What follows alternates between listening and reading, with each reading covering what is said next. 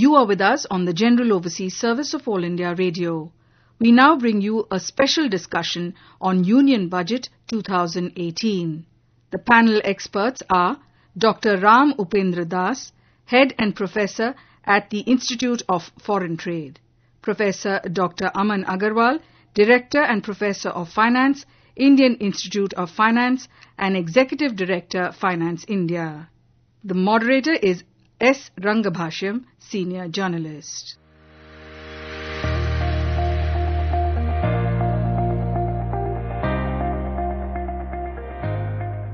Professor Aman Agarwal and Dr. Ram Upendra Das, a warm welcome to the program. The Union Budget has finally been announced. Lots of big ticket announcements have been made by the government. Professor, if I can start with you, what would you say? Has Budget 2018 been able to meet the hopes and aspirations of 1.25 billion people of this country? The budget, although is a local document which is meant for people in India, but I think we have seen the way the projections have been made in the budget, which actually entail a large amount of flow which would come in from the overseas markets as well.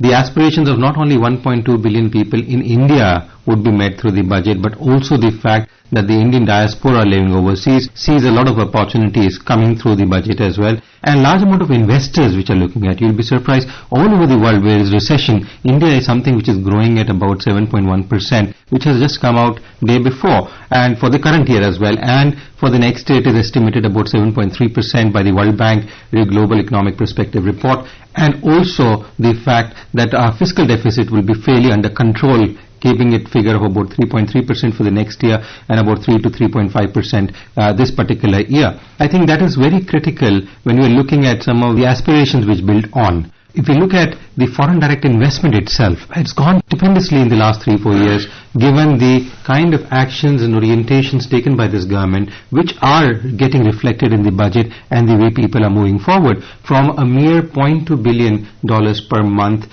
2000-2001 to about $1.3 billion in 2010-11 to about $5 billion in 2016-17 last year, and which is consolidated into about 60 billion, and to a figure of about, I am estimating about 6 billion, which will be touching this financial year, which will be totaling of about $72 billion and making extensive good reserve of about $414 billion in January itself. I hope it will touch $420 billion by March end when the financial year ends. I think all these things and the movements which we have seen happen in the last 6 months in particular, with the Moody's upgrading the ranking of India, with the international investment and the way Davos welcomed the Prime Minister, his inaugural speech, and then with the FDI opening up before this budget on the single brand retail. I think these are initiatives which are bringing the Indian diaspora who is wanting to invest and wanting to come in. And that brings the need for bringing in more jobs and aspirations, growth momentum which we are expecting in this country to go up. I find the budget to be a path-breaking budget which is very progressive in nature,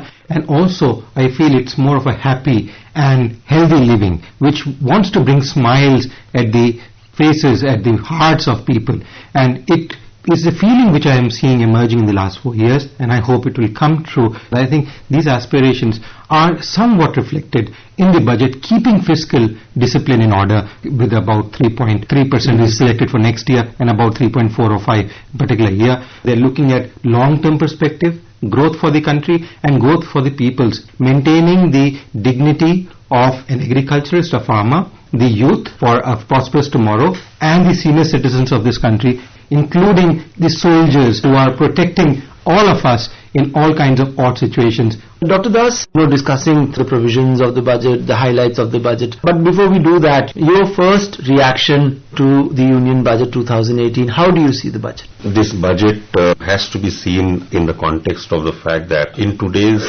times, the Indian economy is in a situation where the domestic and the external actually have got enmeshed, which means that where the domestic ends and where the external begins, it's very difficult to demarcate. Let me explain this in the context of Budget 2018. All the right emphasis on agriculture, job creation, social infrastructure, health, education, infrastructure itself, if you see each one of these, you will find that each of these dimensions that the budget has focused actually has very important external implications.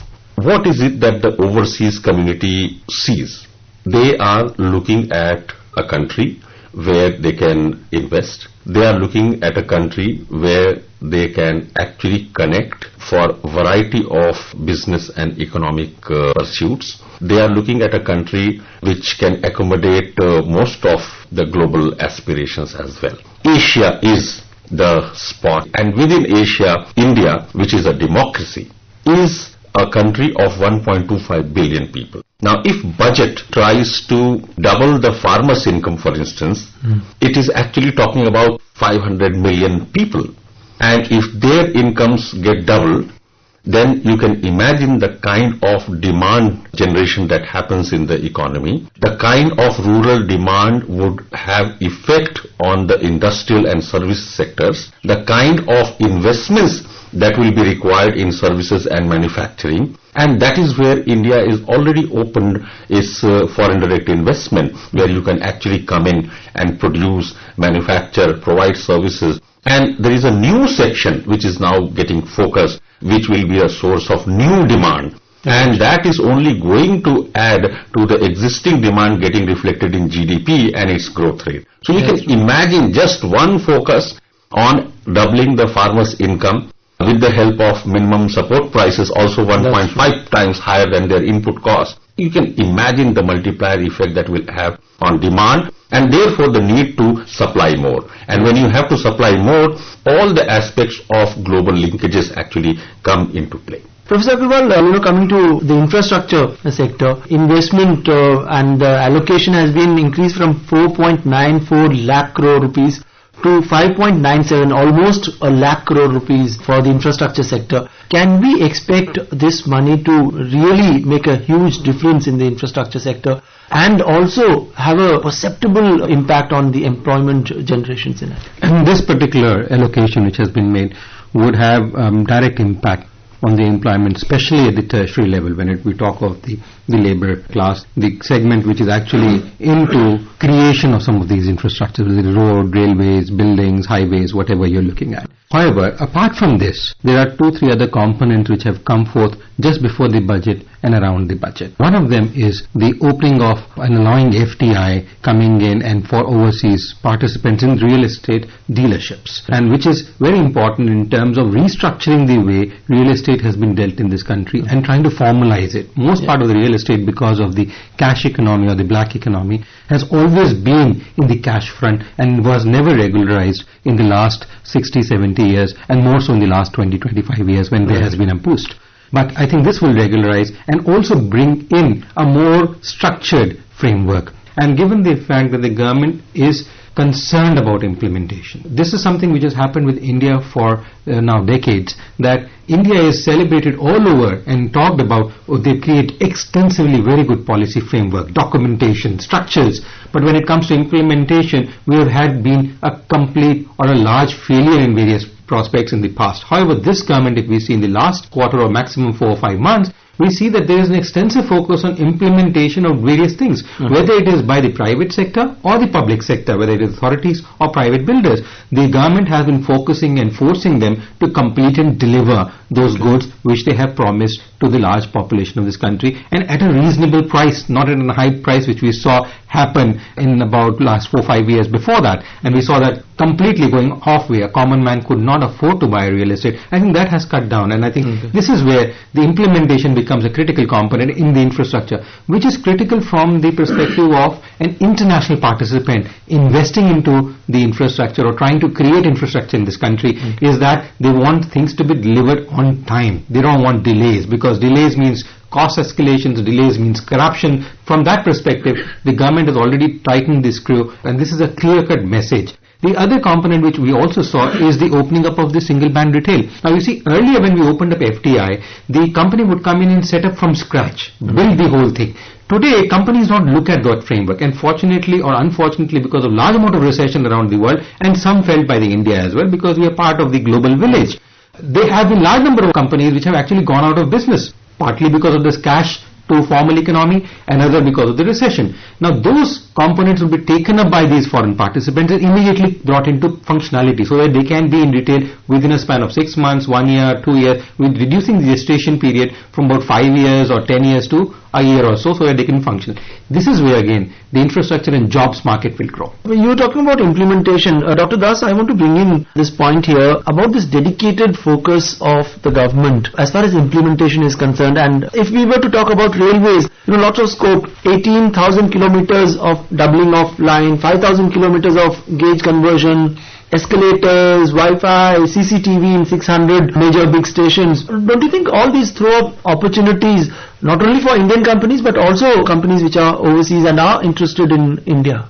You have said it very rightly. If you just look at this government's focus, which was also manifested in budget 2018, that one of the weaknesses, as Professor Agarwal was mentioning, has been lack of implementation. And it was mentioned that there are infrastructure related projects, including railways, which Prime Minister himself is reviewing in terms of implementation. Just to give you one example, which was also mentioned in the budget speech, and that is the Pradhan Mantri Gramin Sadak Yojana, which is the rural road infrastructure, and the national highways, this Bharatmala. There it has been said that the deadlines that were earlier decided upon in terms of their completion are now going to be preponed rather than postponed. This is path breaking, and in my view, this kind of implementation emphasis, oversight on project completion and consolidation and upgradation of the existing infrastructure is not only something which augurs well for the Indian economy and improvement in the ease of living, as has been emphasized upon, but also a tremendous opportunity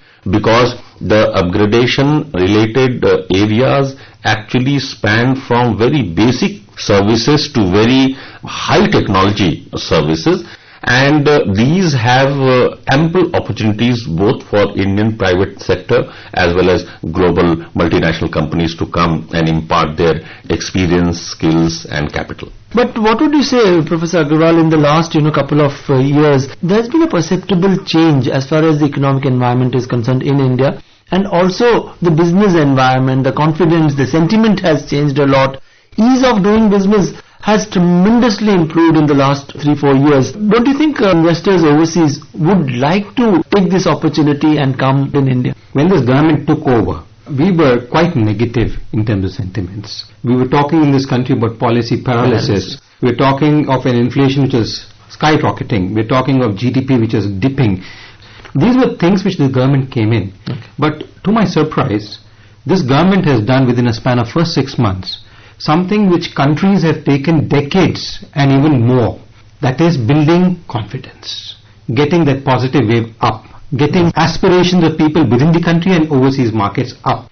The Prime Minister went around meeting different presidents and prime ministers, and he was able to collect about $20 billion within the first 1.5 months. Then he saw the way Indian diaspora received him internationally. The Indian people had already voted him in, but the Indian diaspora gave him such a warm welcome, which also showed the strength of India to the international markets. It has been known that Indians have been performing extremely well in almost all markets, whether it's United States, UK, Europe, Australia, New Zealand, and Indians have a mark of it in the last 30-40 years.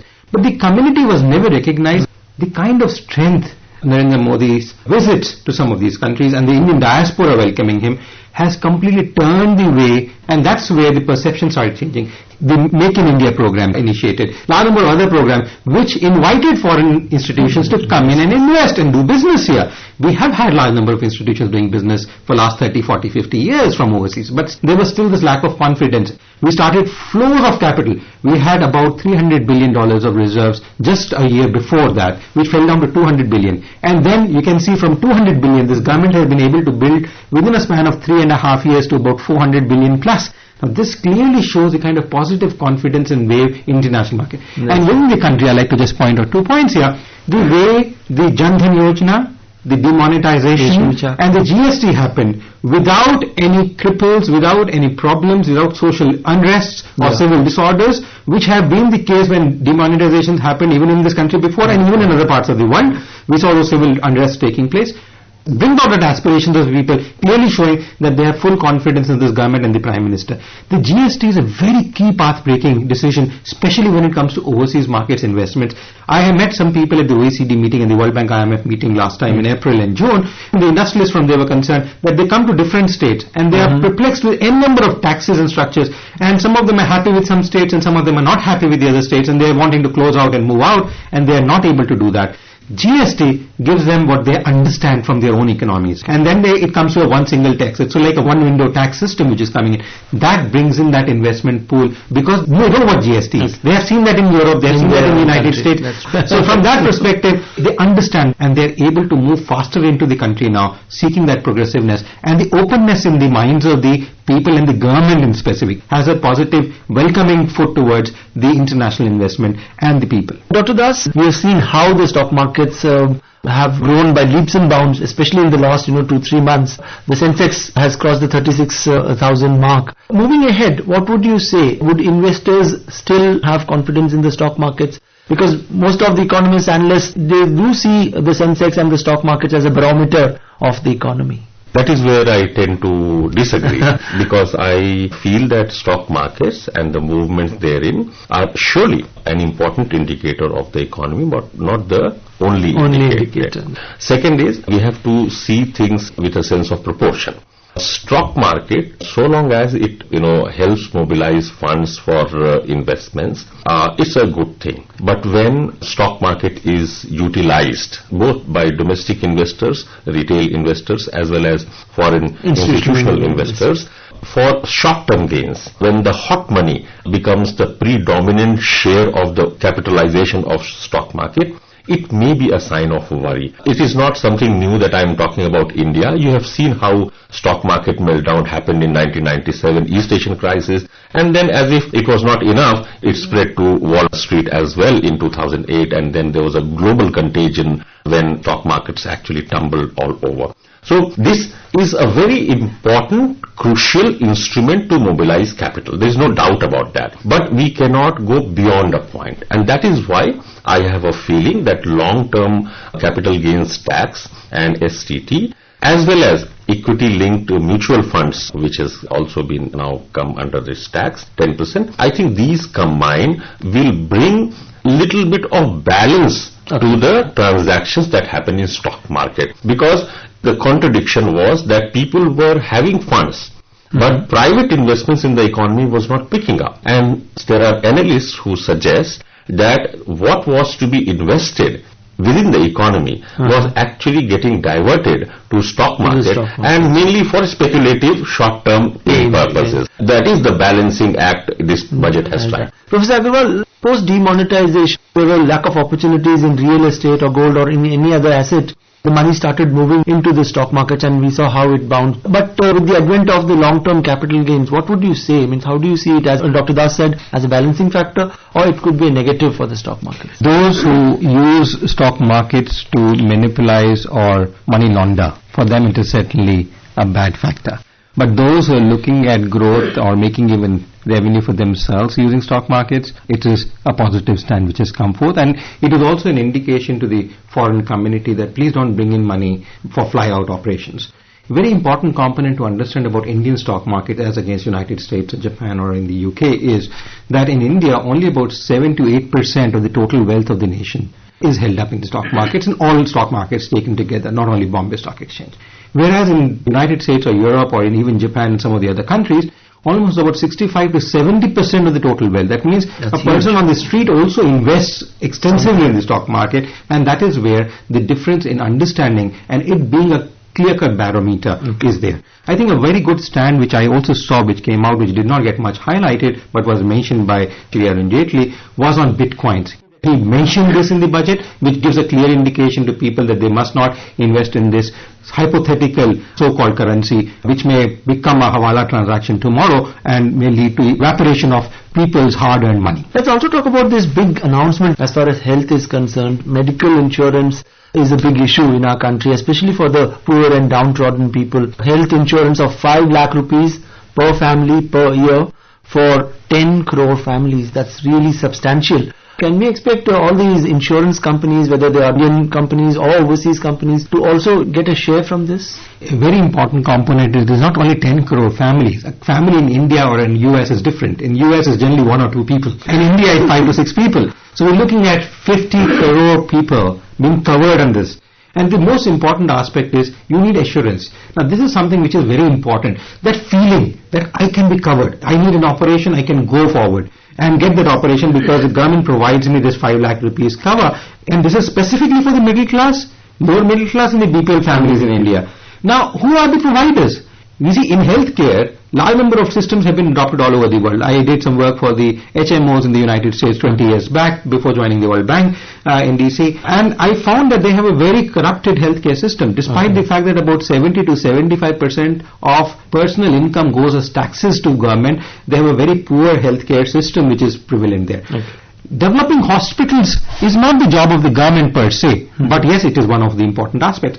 This will entail large amount of foreign participation in terms of creating physical infrastructure for healthcare, which is clinics, which is pharmacies, which is medical facilities, pharmaceutical companies, which is also creating hospitals, and also providing insurance services. Despite the fact that we've opened up insurance, a large number of companies have joined hands with India, but still insurance is a very nascent industry in India as compared to the rest of the world, where it has been in existence for about 100 years. In India, it's been more prevalent out of the government framework only for about 15 years or so. Now, given that, the participation will bring in more order, more discipline, and will also swiftness of delivering these payments to the people at large, which is certainly a cause of concern even with private companies offering health services today in India. Now, this is something where the big kitty is there for overseas investors and all medical-based industries to come in and do work here. In any case, we have been a medical research center for a large number of companies around the world. In fact, in the top 3 pharmaceutical companies have research center bases which employ a large number of people. This industry looks at not only the top brass people employed, it looks at the lowest level also, because you need nurses, you need caretakers, you need laboratories, you need equipment. So we're looking at almost about 10 times the magnitude of investment which will be put in, and I think this is a way forward. What this government has always been wanting to do, whether it's Rozgar, jobs or healthcare, is empower. This particular document empowers the market to bring in. Not that it only facilitates or gives away as subsidy, but it empowers, and I think empowering is the most important component here. Mr. Das, as a component of agriculture, the government is also focusing hard on food processing, because there is a lot of scope. In November last year, we saw a global event in Delhi in the food processing sector. Can we expect big push to be given as far as the food processing sector is concerned? Surely the budget itself calls it as Operation Green for vegetables and fruits processing. As you know, food, clothing and shelter, these are the 3 basic needs, and then healthcare, of course. These are all emphasized upon in the budget, and as you very rightly focused on processed food. Processed food is something which is crucial because a lot of fresh vegetables and fruits actually get spoiled, and those who actually produce them do not get adequate price. And on the other hand, the consumer has to pay a lot when there are spikes in prices. Exactly. And therefore this emphasis on food processing, which also emphasizes on value addition. If a farmer opens up a new ancillary unit where he can value add the raw material of vegetable and fruits, the value added product will fetch a higher income, which is also part of doubling agriculture farmers' income also. Processed food in that sense becomes the focus on one hand for the rural economy, which is going to improve the quality of products and choices for consumers within the agriculture sector. Second, it is going to have a very positive impact on their livelihood, income security, because of which they will demand more of industrial products. And the consumption in non-farm sector of this processed food also will go up. So it is actually looking at the intersectoral linkages, and this Operation Green is going to have very important an impetus to both the demand side and the supply side, which will show up in the GDP figures as well. Professor Agarwal, you have seen a lot, you have been to so many countries. I want to basically understand this aspect. A farmer in India is always looking out to leave the profession, and if he gets an opportunity in a nearby town or a city, he is ready to leave farming and go.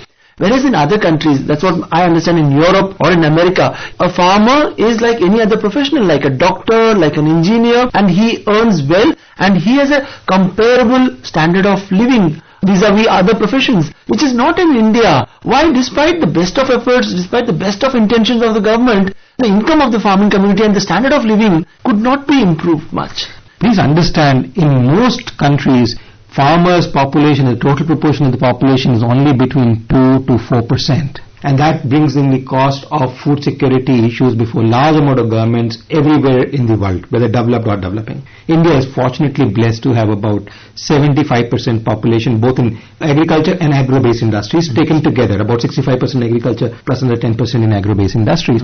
So 75% total there. Secondly, in large part of the world, and that was one of the major reasons where Arun Jaitley intervened and the WTO fell off, is that about 200 to 300% subsidy is being granted by a large amount of countries, primarily to keep that price stagnant and get that 200-300% subsidy to the people. Even in a country like China, a farmer is allowed to have, even in the restriction of children, as many children as possible. Secondly, they would build the house for him, free electricity, which was given in China. That was the kind of, even then in China, the population of farming had fallen tremendously because they were not seeing that momentum and growth. In India, a farmer is fairly happy. I think what is important today is, for the farmer, if they want to increase the income, is to bring the mandi to the farmer. We should have mobile mandis. We should have mandis on wheel. That will eradicate these middlemen who raise the price from 5 rupees to 50, 60, 100 rupees of the same product, because the mandi will come. Farmer will get a better price. The price inflationary factor will go away. The middleman will go away. Hoarding components will go away. And the government has taken some steps. It has increased the metric capacity which they want to hold. From 0.5 million metric tons, they want to increase to 20 million metric tons as a capacity which they want to hold as food. Now these bring in the fact that organic farming has been a boom for India and it's a key component around the world. We have huge potential for exports, and if we are able to cut down this cost which we are doing by taking mandi to the farmer, we will see that the overseas markets, not only European countries or Americans who are actually doing organic farming and taking produce from here to their country, large part of the world which is suffering from food crisis will take it from India, and will get not only foreign exchange, but our farmer will be very, very happy to feed not only Indians in this country but the whole world, the global village as we say. Well, to discuss all the aspects of the union budget would be next to impossible in a half an hour program, but it's been a pleasure, discussing the main highlights, the big points with both of you, Professor Agarwal and Dr. Das. Thank you so much for joining us in the program. Thank you. Thank you.